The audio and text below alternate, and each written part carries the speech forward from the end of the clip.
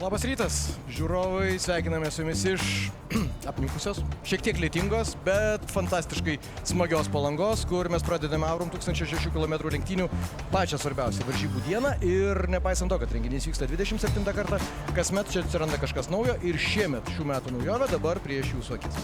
Labas rytas visiems, su jumis sveikinasi Gintautas Štavičius ir Saulenis Pociūnas, kuris šiandien visą dieną jums padės girdėti karščiausius komentarus iš Aurum 1006 km lenktynių trasos Powered by Hankook ir dabar eilė Midget Baltics antrajam jų įskaitinių važiavimui. Vakar vakare turėjome jų pirmąjį įskaitinį važiavimą, kur stipriausias buvo Vilius Leškevičius, Martynas Stankevičius antroje vietoje, nors iki paskutinių posūkių stengėsi jis prisivyti Vilių Leškevičių ir trečioje vietoje buvo Markas Šilkūnas, jaunoji kylanti žvaigždė, kurį mes matysime važiuojant ir Aurum 1006 km pagrindinėje trasoje su savo sese ir savo iš esmės konkurentu F4 varžybose, bet ta trijulė jaunimo bus, aišku, ekranuose nuo 11 valandos, kai prasidės tiesioginė transliacija per TV6. Ir Povilas čionai buvo krikštatėvis ketvirtoje vietoje su šiais Midget Baltics. O kas yra Midget Baltics? Dar kartelė, tai yra rėminės konstrukcijos automobiliai, kurie sveria iki 830 kg, yra varomi 4 cilindrų 2 litrų Renault varikliu, išvystantis 230 arklio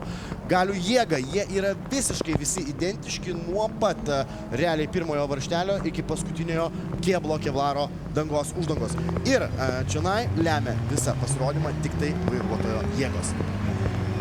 Ar tai bus BMW, ar tai bus Mercedeso siluetas, čia jau jūsų pasirinkimas. Kokį nori, tokį kėbulą galima užlipdyti ant šio automobilio. Ir beje, su Povilu Jankavičiu vakar kiek kalbėjau, tai sakė ir žibintai gali būti tikrai. Jeigu jūs įsivaizduojat, kad čia dabar kažkas kažkam galėtų pamirksėti, praleisk mane maždaug, tai ne, visa tai, kas čia vizualiai atrodo kaip tikras automobilis, yra anglies pluošto gaminys, kurį nukėlus pasimatytų būtent tą Gintauto minėtą rėminę konstrukciją. Bet jeigu nori tikrų žibintų, visą tai galima padaryti ir šitie automobiliai važiuoja ir ilgų nuotolių varžybose. Aš tiesą sakant galvojau, kad jie gal tiktų ir mūsų 1000, bet turbūt ne šiemet. Povilas sakė, kad tai galbūt įmanoma apie 4 valandas, bet šnekant apie kėbulus, tai taip, priekiniai žibintai yra įmanomi. Aišku, čia yra pagal saugumo reikalavimus visus ir pagal protokolą yra galiniai stabdžiai, tai būtinybė, o priekiniai jie galima kaip papildoma opcija. Tai pavyzdžiui, Rokas Kvedaras šiandien vienintelis turbūt matomas su panašiu į BMW priekiu. Tai Rokas Kvedaras turėjo iš tikrųjų treniruočių metu incidentą, po kurio susidūrė su atitvariais, išmušė ratą, teko keisti vieną iš kairės pusės kairės pusašį jo ir to pasiekoje teko keisti ir priekinę kėbulo dalį. Dabar jisai skirtingai negu visi kiti midžetai, jisai yra BMW markės automobilis, o visi kiti sirkiai už jo yra Mercedes. Ir išvažiuoja starto finišo tiesėje, startas iš jėgos, kaip ir Aurum 1006 km lenktynėse, greitėti bus galima nuo tam tikros linijos, tvarkingai 27 automobiliai turi būti susirikiavę ir prasidės 15 minučių trukmės dinamiškos, neilgos, bet tikrai labai azartiškos lenktynės, kurios laukiam už gęstančių rūdų. Ir čia yra jų startas. Midget Baltics, antrasis jų įskaitinis startas ir 15 minučių čia Aurum 1006 km lenktynių trasoje. Ir čia vienintelis aspektas yra padangos. 255 pločio padangos, juos laiko prie asfalto ir daugiau niekas. Realiai, jokios aerodinaminės subtilybės, jokie aerodinaminiai ginklai. Tik tai padangos ir vairuotojas ir 830 kg, kurie spaudžiami yra prie asfalto. Ir lenkimas pirmajame posūkyje, tuoj sužinosim. Povilas Jankavičius, kadangi pagal varžybų tvarką verčiasi tas pirmas ketvirtukas aukštyn kojomis, sakykime, pagal vakar rezultatus. Markas Šilkūnas buvo antras, Marko numeris 20, Povilo 27, One Racing Shop Freitron komandos narys Martynas Stankevičius 26 numeris ir vakarykštis laimėtojas Vilius Leškevičius numeris 59, ryškiai raudonas ir man atrodo, Petro Dikterenkos automobilis, 23 numeris Egidijus Gutaravičius, Kada Auto GPX ir nepaminėjau Rokas Kvedaras, numeris 55. Štai tie 7 lenktynininkai, 4 mes skiriame pro kategorijai, 3 tie vadinamieji seniorai, kuriem yra truputį daugiau negu 16 ir negu 18. Vyresni vairuotojai, Petras, Rokas ir Egidijus, jie startuoja semi pro kategorijoje. Ir pirmasis ratas, galima sakyti, jau pusiauį pasiekė. Visai netrukus mes matysime laiko kirtimo lūpą, po kurios taps aišku, kas oficialiais duomenimis yra pirmoje vietoje. Ir panašu, kad čia tas pirmasis posūkis kai kam kelia tam tikrų įtampų ir kadangi greičio persvaros realiai neturi, arba jeigu ir turi, tai ta persvara yra minimali, nei vienas sportininkas, tai tų galimybių lenkimams trasoje tikrai nėra daug. Nors vėlgi vakar matė, Martynas Stankevičius vijo, pavijo ir praktiškai bandė lenkti Vilių Reškevičių. Nedaug trūko, bet trūko. Ir Vilius laimėjo vakarykštės lenktynės. Povilas Jankavičius vakar iš 4-osios pozicijos startavęs, finišavęs ir šiandien startavęs iš 4-osios pozicijos yra 1-oje vietoje. Martynas Stankevičius kol kas 2-oje, Markas Šilkūnas yra 3-oje ir Vilius Reškevičius 4-oje. Štai toks permainingas rytas čionai Baltic Midget serijoje. Beje, šita varžybų serija vyksta Palangoje, Kačerginės Nemuno žiedas, Bikirniekų trasa šalia Rygos ir pernų trasa iš viso 5 etapai šį sezoną yra numatyti. Po 2 finalinius važiavimus, taigi 10 startų, 10 finišų. Tas pats mano jau minėtas Povilas Jankavičius vakar sakė, kai jis važiuodavo Prancūzijoje, tai būdavo 7 etapai ir po 4 finalus kiekvieną lenktynių savaitgalį. Tai 28 startai, 28 finišai per sezoną, sakant, patirtis milžiniška. Ir čia galbūt kažkoks agitacinis priminimas tiem, kas norėtų galbūt tokios technikos, kas jaučia savyje tą adrenalino poreikį. Midget Baltics tikrai už tokį padorų biudžetą dovanoja maksimaliai daug adrenalino ir galimybę važiuoti toli gražu ne vien Baltijos šalių trasose, bet kur kas plačiau Europoje. Vėlgi to pačio Povilo pasakymas, kad prancūzai savo seriją nukelia į Barceloną, į Valenciją, į Spa, į kurį nors Italijos žiedą ir sako, tu gali minimaliais kaštais palenktyniauti pačiose įvairiausiose, pačiose geriausiose Europos, galima sakyti, ir pasaulio trasose. Taip, prancūziška technika, prancūziškas kūrinys, kuris čionai Europoje užima po biškį vis didesnę ir didesnę dalį ir kadangi jau prašnekai apie pinigus, tai labai aš taip paprastai sakysiu, kad tai yra, sakykime, procesinis etapas, ne tik technikoje, bet ir finansuose. Kartingai yra, sakykime, to pati pradžia ir čia realiai visi sportininkai įsirikiavę šie Euro 1000 km lenktynių trasoje yra pradėję nuo kartingų. Tas pats ir Markas Šilkūnas, kurį dabar matome 20 numerį. Taip. Ir būtent šiais metais mes turime galbūt tokią švietėjišką misiją, čionai palapinę, turime lenktynių linijos, lygiai taip pat Lietuvos kartingų federacijos ir Baltic Karting Academy bendrą kūrinį, kur jūs, mėlyje, galite atkeliauti tą palapinę ir jūs būsite integruoti ir supažindinti su kartingų sportu Lietuvoje. Na, čia Vilius Reškevičius vakarykščių pirmųjų finalinių lenktynių laimėtojas, kol kas jis yra 4-oje vietoje ir vienintelis, kuris liktų be taurės ir be apdovanojimų, nes pro kategorijoje mes turime 4 lenktynininkus ir Viliaus pozicija kol kas yra 4. Aš tiesiog žiūriu į laikus, minutė 26. Vakar sportininkai važiavo maždaug minutę 18, kvalifikacijoje buvo minutė 17, bet tai buvo ant, sakykime, taip idealiom sąlygom ant sausos asfalto dangos. Šiandien plius maždaug 7-8 sekundės, 59 numeris, tai Viliaus Reškevičiaus maža klaida. Ir kol kas kažkaip vakar, matyti, jau jis irgi taip su įtampa sunkiai tvarkėsi artėjant finišų, bet sugebėjo Martyną Stankevičių išlaikyti už nugaros ir užimti 1 vietą. Dabar reikia jau jam vytis varžovus, kurie šiek tiek nutolo. Likus 10 minučių aš noriu pratęsti savo mintį apie, sakykime, procesą lenktynių eigoje, apskritai nuo kartingų iki GT klasės automobilių. Mes turime dabar iš tikrųjų inovaciją, tai Junk Cupą, kur galima lenktyniauti su Aurisais, Yarisais iki 1.4 litražo varikliais. Po to jūs pasitinka realiai šiek tiek brangesni midžetai, kuriuos galima įsigyti, pabrėšiu, įsigyti už 40 000 eurų. Ir aišku, visos kitos bombos nuo 40-80 000 eurų, bet tai yra puikia alternatyva pradžia lenktyniauti Lietuvos žiedinių lenktynių kultūroje, lygiai taip pat Europoje, pasaulyje, Pabaltyje, just name it. Ir vėlgi, aš pacituosiu tą patį Povilą Jankavičių, labai gera likutinė vertė nusipirkus, jeigu sugalvoju įsigyti midžetą, jau sakiau, spalvą arba modelį galite pasirinkti ir jis gali būti bet koks, tai ko gero ten pakilus ambicijom, pagerėjus tavo meistriškumo lygių ir atsiradus norui ir galimybėms startuoti kitoje arba galingesnėje klasėje. Manau, kad tokia technika, kaip sakyti, antrinėje rinkoje, aišku, neskelbimų portaluose, bet specializuotose portaluose labai greitai padėtų rasti potencialų naują šeimininką. Taip, ir tas finansinis nuostolis, jeigu tu galima būtų, arba nuvertėjimas, paprastai darant, tikrai būtų minimalus. Trasa šlapia, tą matome ir oras toks, kad čia turbūt labai kažko nepriprognozuosi.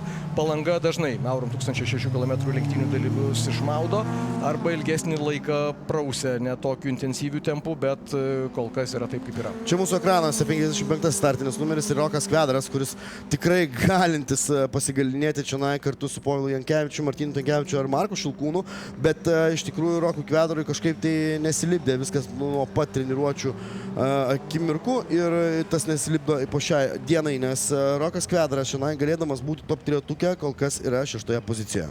Ir dabar jį pavėja ir panašu, kad bando lenkti ir aplenkė Egidijus Gutaravičius, numeris 23, Skada Auto GPX komandos narys. Techninių problemų, tiesą sakant, vakar visi 7 startavo, visi 7 finišavo, mes netgi su Povilu Jankevičium šnekėjau, sakė, tai mūsų klasė Midget Baltic yra pati gausiausia klasė šiose lenktynėse. Taip, tai esi teisus. Taip, čia dar kartelį, 55 startinis numeris, 23. Dėmesį, ką dauto. Tai čia Vilius Reškevičius. Matyt, Vilius vis dėlto turi kažkokių rimtesnių techninių problemų, nes šiaip jau taip... Prašau, stovi trasoje. Viskas. Tai matyt, tas tempo sulėtėjimas buvo ką tik pasakiau, kad nieks negenda. Tai ką, turim 3 finišuosiančius, ko gero pro klasės lenktynininkus ir išlipa Vilius Reškevičius. Galima matyti, kaip atrodo ir kaip sukonstruotas šitas automobilis, pasitraukė jis iš kovos, sakykime, tai pusiaukelėje 7,5 minutės iš 15. O čia maža klaidelė mūsų ekranuose. Ai. Neįvažiuota į greičio gesinimo. Ir tuo atsarginiu išvažiavimu išvažiuoja ne vien lyderis, bet ir ne vien Povilas Jankevičius. Jis bandys išklausti, ar reikia Viliui Reškevičiui kokios nors pagalbos. Turbūt Vilius tiesiog saugiai pasitrauks. Na, o čia ta kova dėl mūsų semi-pro įskaitos 2 vietos tarp Roko Kvedaro ir Egidijaus Gutaravičiaus. Čia Rokas Kvedaras mūsų ekranuose ir jam įkandin, jį pasitinka čia 23, Egidijus Gutaravičius, jo. Bet vizualiai tai iš po ratų purslų labai daug. Matomumas turbūt... 2,5 pločio padangos, tai jos turi kelti tos purslus. Aišku, tas greitis toksai galbūt nėra didelis kaip GT klasės automobilių, bet nepamirškite, kad tai 830 kg sveriantis automobilis ir turintis 230 arklio galios savyje, tai čia iš tikrųjų turi tokio pločio padangos būti, kad prilaikytų jie prie asfalto. Ir važiuoja per minutę 17, minutę 18 sausų orų. O čia Vilius Reškevičius, vakarykštės dienos pirmojo skaitinio važiavimo lyderis, šiandien čia gaila, tačiau iš lenktynių pastraukia. Ir grįžta atgal, ko gero, į techninio aptarnavimo zoną. Na, o dabar pažiūrėkim, kaipgi veikia, kaip sukonstruotas ir išlipa Vilius. Na, Vilius dar prisivažinės. Šiandien jo dar laukia Aurum 1006 km lenktynės ir štai taip, strikti Lietuvos praktiškai šuolių aukštį kandidatas į rinktinę galima būtų pajuokauti arba bėgimo su barjeru, žiūrėk. O, čia kaip savotiškas kliūčių ruožas. Trasoje mes turime daug teisėjų, kurių laukia sunkokia diena, bus karšta sportinė prasme, na, o emocijų dabar ką. Raudonas automobilis yra vienintelis, kurį mes čia pagal spalvą taip galim ryškiai atskirti, tai yra Petras Dekterenka, jis 4 vietoje atitrūko nuo savo, sakykime, bendrą amžių, o čia kova dėl 2-3 vietos. Rokas Kvedaras ir Egidijus Gutaravičius, aš kažkaip Egidijus, kuris tikrai daug metų važiuoja įvairiausią techniką ir Palangos trasa jam turbūt mintinai pažįstama ir su midžetais jis jau Lietuvoje važiuoja, pirmą sezoną užsienyje jis yra lenktyniavęs ir anksčiau, bet kažkaip atsakė, na kol kas kažko nepagaunu ir aš tiesą sakant įsivaizdavau, kad Egidijus turėtų būti greitesnis. Keista, nes jie abudu treniravosi dar prieš porą savaičių Nemuno žiedo trasoje ir kaip jiems viskas labai gerai sekėsi, bet šitą trasą jiems sudėtingesnė kažkodėl aš neįsivaizduoju. Bet turbūt galbūt stabdymo taškai viena to priežasčių, kodėl jiems čia yra sudėtingiau negu mūsų žinomoms pavardėms kartingų sporte. Antra vertus, vėlgi, ne taip dažnai mes matome, kad važiuotų trasoje, vadinkim, tą monoklasę, kur greičio skirtumų praktiškai nėra. Meistriškumas gali lemti, kad tu aplenksi arba varžovas tau neleis aplenkti. Ir dabar būtent Egidijus ieško tų galimybių, iš kairės iš dešinės bando priartėti. Ten ko gero purslų į priekinį stiklą labai daug, valytuvas vos ne maksimalių režimų ir Egidijus iš Skada Auto GPX, Rokas Kvedaras iš Baltic Karting Academy komandos. Galimybių lenkti čia Egidijus beveik neturi. O čia maža klaidelė iš lenktynininkų Petro Dekterenkos. Panašu, kad tas atsarginis išvažiavimas, galvoju, kad jis per ten važiuos. Vakar beje čia šitoje starto tiesioje, kur Petras Dekterenkas suklydo dabar.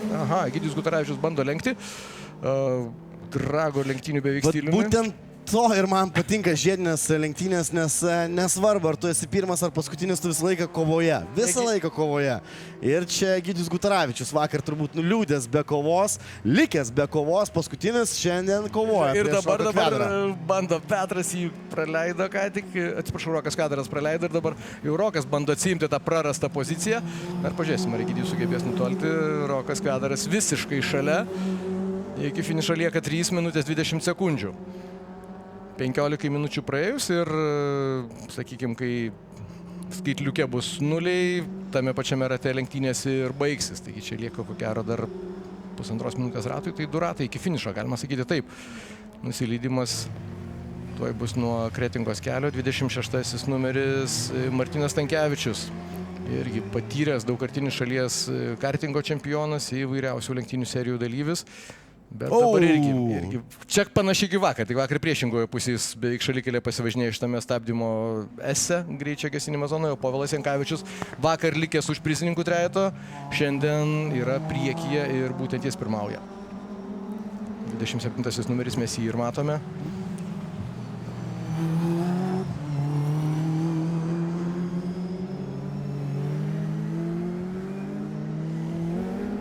Kaip bus, tai bus.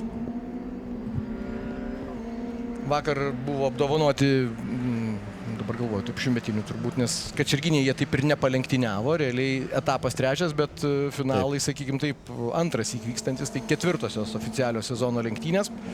Ir Egidijus Gutaravičius po vakarykštės 3 vietos dabar yra pakilęs į 2, kalbu apie semi-pro kategoriją, o pro kategorija situacija identiška tuo, kad Martynas Stankevičius 2, o Markas Šilkūnas 3, o Povilas Jankavičius iš vakarykštės 4 kol kas kyla į 1 poziciją. Na ir dabar žiūrėsim, kaip čia klostysis per tas minutę 40.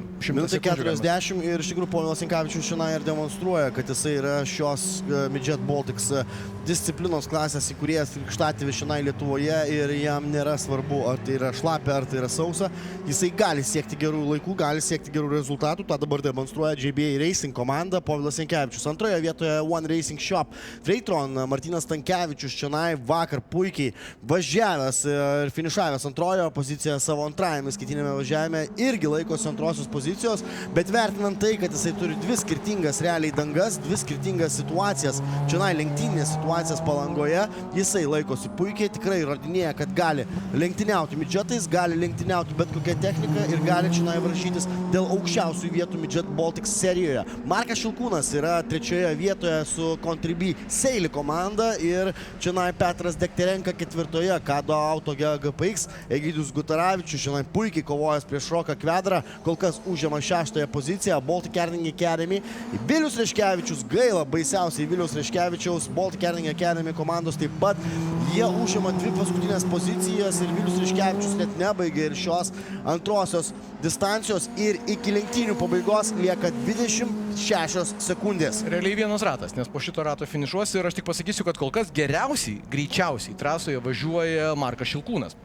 Jis yra 3 savo įskaitoje, jis pralaimi daugiau negu 2 sekundės Povilui Jankavičiui, tačiau minutė 24 yra jo tempas ir jis parodo geriausią tempą ir tiesą sakant labai tikėjausi, kad Markas Šilkūnas gal priartės, bet taip sakykime, užtikrintai 3. Čia mes stebim Povilo ir Martyno dvikovą dėl 1 vietos pro kategorijoje, o pro kategorijoje 3, jeigu... Bet kokia graži kova iš Martyno. Vakar prieš Vilių Reškevičių kovojo, šiandien prieš Povilą Jankavičių. Vis skirtingi priešininkai pasitaiko čia Midget Baltic serijoje ir... čia Martynas Stankevičius štai taip slysta. Bando ieškoti paskutinės galimybės, užvažiuojam ant Kretingos kelio. Aš net nebejoju, kad Martynas bandys ten dabar kažkur ieškoti. Per vidų, jūs tik pažiūrėkit, Martynas Stankevičius, ką čia išdarinėja, lenda per vidų, lenda mes Povilą Jankavičių paskutinėme posūkyje, nepraleidžia Povilas. Kas per trajektoriją visiškai išeina Martynas Stankevičius, kokie paskutiniai posūkiai, kokia paskutinė kova čia ir finišas serijoje. čia per greičio gesinimo zoną. Martynas Stankevičius vis dar nepasiduoda, ieško vietos perišėlė prie... Ir čia dabar 15 metrų net. Turbūt Povilas išsaugos pirmą poziciją. Jūs tik pažiūrėkit, Midget Baltics, kokia kova antrajame įskaitinėme jų važiavime. Martynas Stankevičius čia spaudė Povilą Jankevičių ir iš tikrųjų Povilas tokio spaudimo su šiais midžetais jau senai neturėjo. Aplodismentai. Povilas Jankevičius šiandien pabaigė JBA Racing pirmoje vietoje, One Racing Shop Raytron. Martynas Stankevičius antroje, trečioje Contribui Seilį. Markas Šilkūnas ketvirtoje, Petras Dekterenka Contribui Seilį. Kado Auto by EGPX, Egidijus Gutravičius šiandien penktoje vietoje, Baltic Carnegie Academy. Dvi ekipos, Rokas Kvedras ir Vilius Leškevičius užbaigė 6-7 pozicijoje. Taigi pro kategorijoje Jankevičius, Stankevičius, Šilkūnas, semipro įskaitoje Dekterenka, Gutaravičius, Kvedaras. Taip rikiuojasi mūsų prizininkai Midget Baltics varžybose. Na ir azartiškai iki paskutinių centimetrų. Wow! Tikrai aplodismentai padovanoja labai didelės emocijas. Čia prieš pat pagrindinį lenktynių startą šis Support Race Midget Baltics pasirodymas. Ačiū Jums, mėlyjeji, kad čia dalyvaujate su šiais midžetais. Ačiū Jums, kad buvote mūsų lenktynių supportas. Ačiū Jums, kad parodėte tikrą kovingumą prieš pat pagrindinės Aurum 1000 km lenktynės. Ir mes Jūs paliekame su gražiausiais momentais. Mes keliaujame į savo trumpą instruktažą ir nuo 11:00 mes jau pasimatome čia tiesioginėme eteryje per TV6 ir žinoma karščiausiais komentarais mūsų čia Palangoje.